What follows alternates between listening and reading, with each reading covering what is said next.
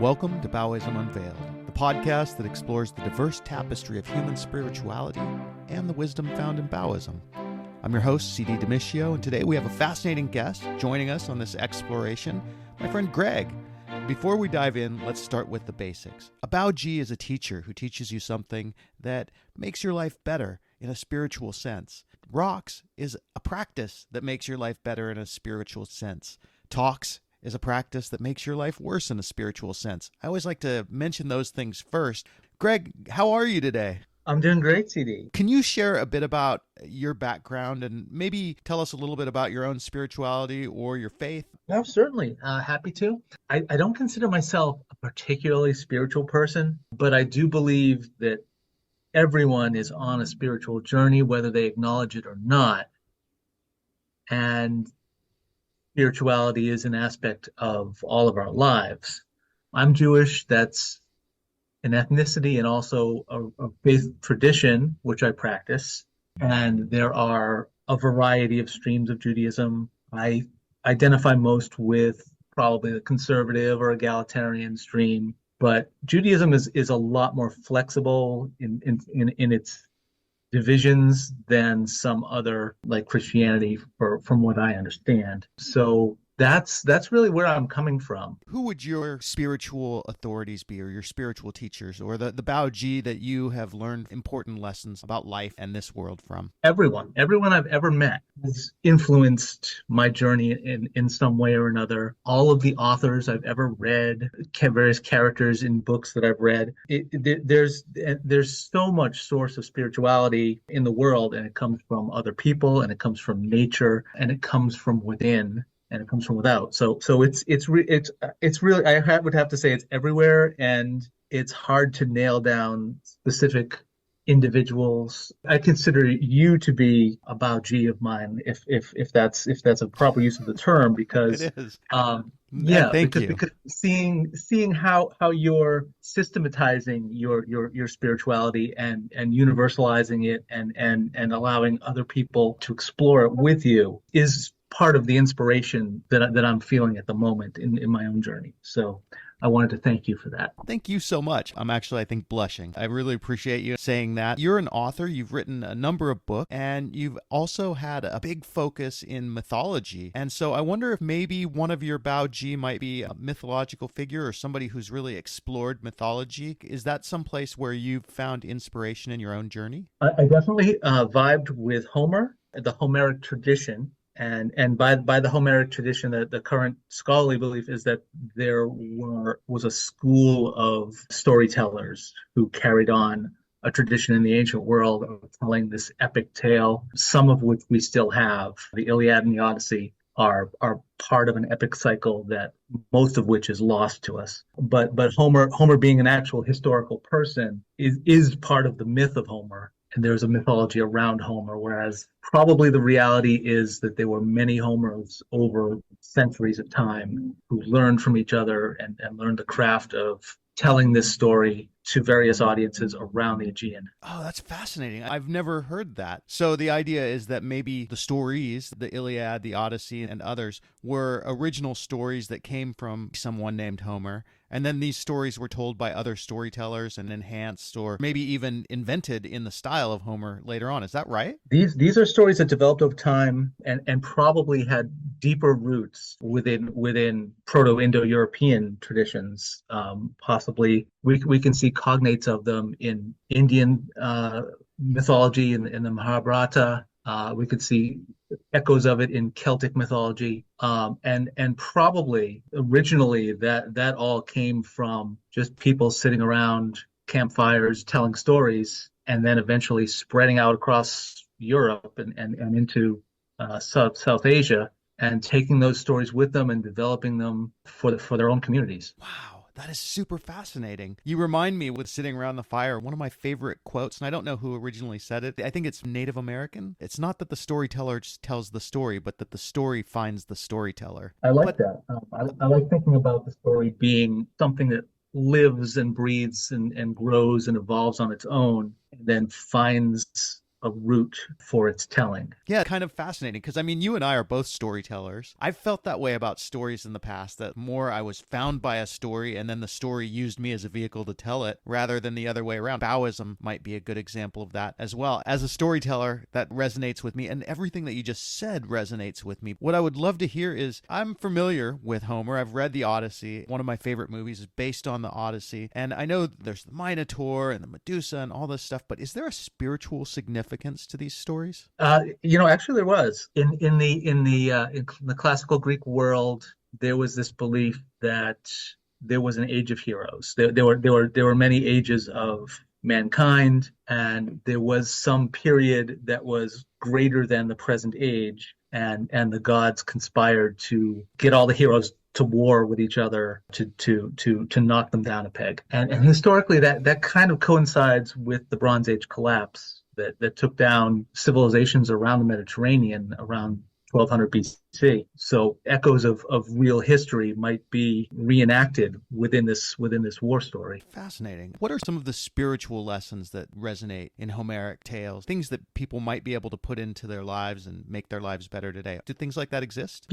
There's a lot of like little stories within the epic cycle. There are characters who the famous clash between Agamemnon and Achilles, both of them being very stubborn, being a clash between the leadership and the workmen, Achilles just being the one to go out and fight the battles, whereas Agamemnon would be the leader who would sit back in the tent and come up with a strategy. I think we see a lot of that in class struggles to this day in our culture, and there's continuing conflict, and there's continuing contemplation on how that applies and where we can get meaning to explain our place in society and in the world through these stories. That is definitely one of the hardest things as a human to come to understand, is what is our place? Where do we belong in this lineage? What is your core faith, Judaism? What does that say about where we are in the universe, and how do we fit in? Is there something unified that Judaism has to say about that? I think Judaism, like all religions, is a set of traditions that provide us with a comfortable structure for community and for family, and finding a place, meaning for our lives in that way, and then the comfort of having a connection with the supernatural, having God who has a purpose for us and for the world, and just the knowledge that the universe is not just random, having that structure to build on. But I think we still need to have our own individual spiritual journeys within that structure. Yeah, I agree. We all have to find our own path. I had a Sufi teacher, and he liked to say that there's many buses, but they're all going to the same station. I always enjoyed that metaphor. When you look at Judaism, so I know that there's, in Christianity, like Jesus is often, and I'll put this in writer terms, Jesus is like the hero of the Bible, and the apostles are like the supporting characters. In Judaism, who's the hero of Judaism, and who are the supporting characters, and why are they important in terms of what we can learn from them? And I know I don't think that you're a scholar of Judaism, but as a person who practices or was raised in that faith, can you shed some light on that for us? I mean, the hero of Judaism is God. The Jewish Bible starts with God creating the world and 6 days of creation and a day of rest.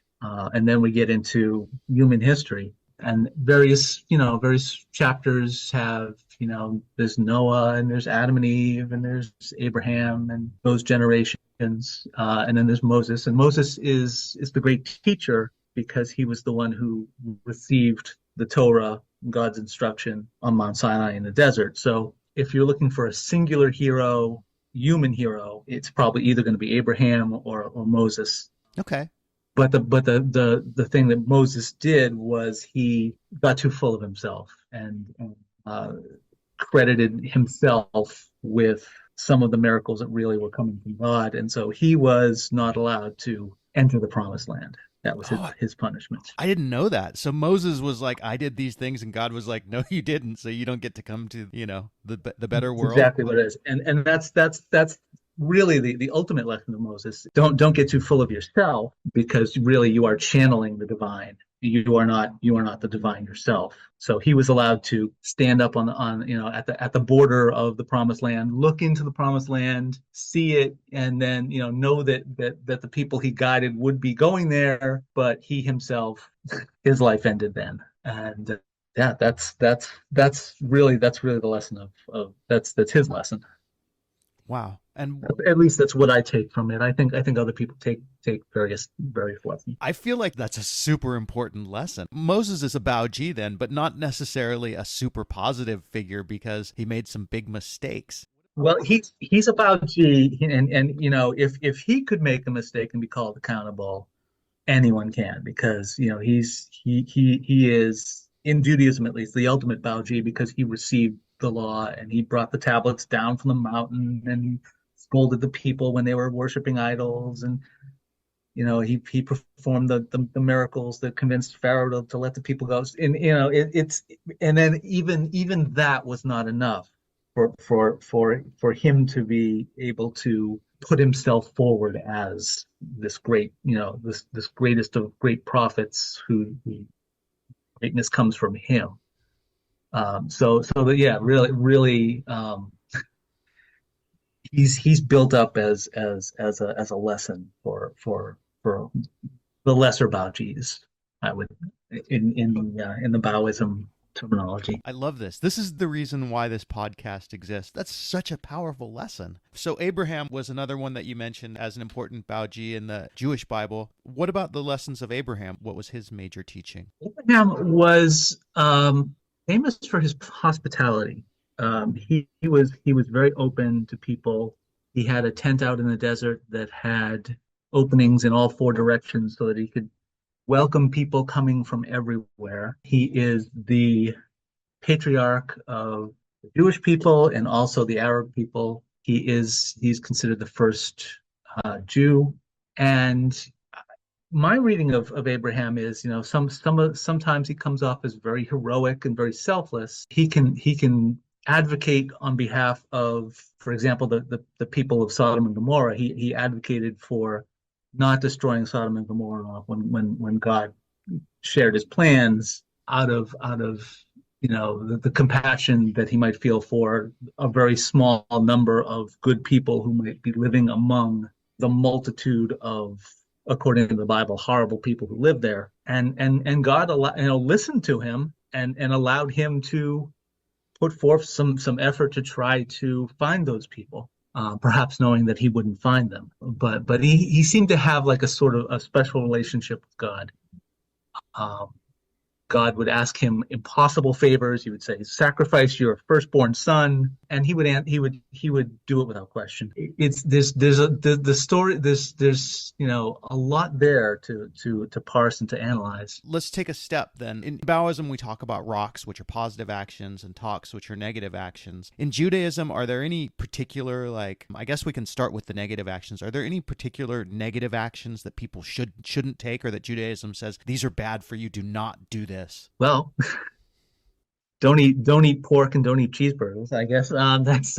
There's 613 commandments. Wow. And 300 and I think 365 or 604 of them, most of them are positive things, or you should do these things. Okay. And then some smaller numbers, some 200 and something of them are negative, or you should not do these things. So there's more rocks than talks. Okay. I want to confirm though. You said capers, right? No, I didn't say capers. Oh, okay. I thought you said don't eat pork and don't eat capers. I was like, how am I supposed to have my favorite bagel without capers on it? No. Capers are good. You need capers. Okay, No, I said cheeseburgers. Don't eat cheeseburgers. Oh, okay. Don't I didn't even know they had those back milk then. and the meat. Well, they mixed. They had milk and they had meat, and the idea was that it was cruel. It was cruelty to animals to basically to kill a calf and then to cook it in its own mother's milk.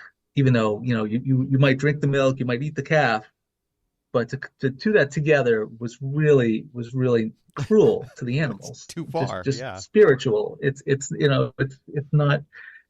And if you're taking it in as sustenance, you're taking it in as food. You don't want cruelty-based food. The tradition is not to be vegetarian, but for some people, that's an extension of the spirit behind kashrut, which is the laws of keeping kosher, because they are considered to be morally based. So kosher, there's an innate kindness or sort of like, I guess maybe anti-cruelty to like the slaughter to keep meat kosher. Is that right? Yeah, oh yeah, there's anti-cruelty in the way that the animals are slaughtered, cause them less pain, and to not consume blood of the animals, and to have a rabbi pray over the animals and thank God for providing the animals. So there's definitely a moral component to the dietary restrictions. Okay, so out of these like 200 and some talks, that is it the Torah that says this, or is it actually in the Bible, or is that the They, same? they're it's the same. They're picked out from different parts of the Jewish Bible, which is the Torah. Okay. That the way that different verses are interpreted provide the basis for 613 commandments. Is the Talmud the first part of the Uh, Torah? the Talmud is commentary Okay. on the Torah. So you have basically you have the source material, and then you have the rabbi's commentary, and then you have commentary on that. So there are layers of comment called commentary. Fascinating. Okay, so from the talks, the 200 or so negative, are there any that you particularly think are important that people should avoid just to have a happier life, regardless of faith or particular club or whatever? Are there any of those that you think are like, yeah, these ones? It's funny that the main Ten Commandments that we think of as the Ten Commandments are the big ones. Okay. Um, and the honor your parents and observe the Sabbath. And I don't particularly always strictly observe the Sabbath, but it's important to have a day of rest to break up the week, and to devote it to for me it's important to devote it to family. So yeah, I think take universalizing that into something might be just put aside time to spend with people you care about. Solid. That's solid. But wait a minute, that's positive. What about the negative ones? Like, don't eat a cheeseburger. The cheeseburger one, yeah, don't be cruel. Don't be cruel to even the smallest creatures, even the ones that are relying on for food. Let's move into the rocks then. Some positive actions. So take some rest and set some time aside, especially for family and maybe to honor God, might or whatever your conception of God might be. What about some other rocks? Some other of the 400 and some positive that Judaism puts out there? What are some of the positive ones that you personally think people might benefit from hearing? Well, there's a concept in Judaism called tikkun olam, which means repairing the world, Wow. and it's a recognition that the world is not perfect. There's a gap between what it is and what it should be, and part of our purpose, part of the reason why we're here, is to narrow that gap in any little ways that we can, or larger ways that we can. So the rocks is anything you can do to repair the world, to repair the breaks and damage and deficiencies that you see all around you in the world. Love that. Every step towards a better world is a step towards a better world, no matter how small. Even the things that you might look at and say, well, I'm not responsible for that. I didn't cause that problem. You're still morally responsible for putting something toward repairing. Yeah, I feel like that's super important. Having a better world, we'd all like to see it. I think all of us would like to see it. And maybe there's someone out there that just wants the worst world possible, but I think that poor person probably needs more love than all the rest of us combined. We had a question last week that came up. Quanta was on, and she said, I think it would be interesting if you asked people if they envisioned a world religion, something that promoted harmony, inclusivity, and joy, what elements do they think it would include? So you'll be the first one that I'm asking this question that she's put out there. Actually, I asked her, but what do you think a world religion that was good for everyone might look like? I think religion should be highly personalized. I don't think that I would want to see a single monolithic religion, one size fits all for everyone. I don't think that would be a good idea. Well, I'm with you. I mean, and I think that's the idea of Baoism, is that everybody should bring their own teachers and bring their own lessons and be able to sort of pick and choose based on their own situation. But I think that overall we're on the same page with that. Yeah, and that's great. It's great to have a framework like that. We focused a lot on Judaism and a little bit on mythology, but I wonder, just personally, in your personal Baoism, this is your chance to be a Bao Ji to the world, really. Everyone that ever hears this, what are some things that you think might help people to lead a happier life, to find a little bit more harmony in their life? That goes back to my not thinking of myself as a particularly spiritual person. And when I say that, I kind of think it reminds me of what Socrates would say, that he knows absolutely nothing about anything. I think just the recognition that what we know is such a small fraction of what there is out there, what's possible. Our ignorance is so vast. Just keeping in mind that as much as we could possibly learn in a lifetime is just a drop in the bucket. Yeah, I think that that's super well said, actually. Yeah, it doesn't mean we shouldn't try though. We should definitely enrich our lives with all the knowledge that we can find and all the meaning that we can find. But it's, everyone is on their own spiritual journey, and everyone's what might work for one person is not going to work for everyone. One thing I've learned is that the more I know, the less I know. That's very true. In the vast tapestry of human spirituality, the world's major religions have woven all this wisdom, this guidance, these moral principles, and from the ancient teachings of Hinduism to the profound insights of Buddhism to the monotheistic doctrines of Judaism, Christianity, Islam, the philosophies of Taoism, Confucianism, all of these traditions have offered a unique perspective on life, purpose, and morality, but more importantly, all of the people who have practiced these religions or these faiths or these practices have actually learned and lived this. So that's the purpose of this, is for people who have lived these experiences, lived this life, to share a little bit of the wisdom that they've acquired along the way. Greg, is there anything else that you'd like to share with listeners before we sign out? I've really enjoyed talking with you about spirituality. It's been useful for me as well. I've learned a lot just by the questions you've asked and what you've evoked. So I wanted to thank you for that. You're so welcome. I appreciate you taking time from your busy life, your busy day, and taking the time to talk with me and for all of our listeners to be able to listen. This concludes another episode of Baoism Unveiled. If you enjoyed today's conversation, be sure to subscribe, rate, leave a review, all the usual stuff. And remember, whether you're a Baoist or you're simply curious about the diverse world of spirituality, the journey continues. So until next time, embrace the wisdom, find your rocks, live in harmony, and be happy.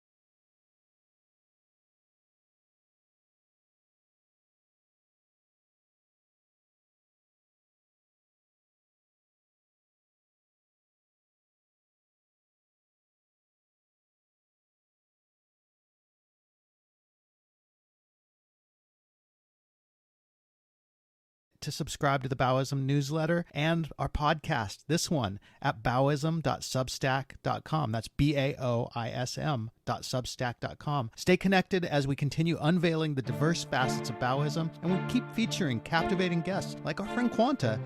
Thank you for joining us on this journey. Embrace joy, celebrate diversity, and uncover the beauty of Baoism. Be happy. Be happy.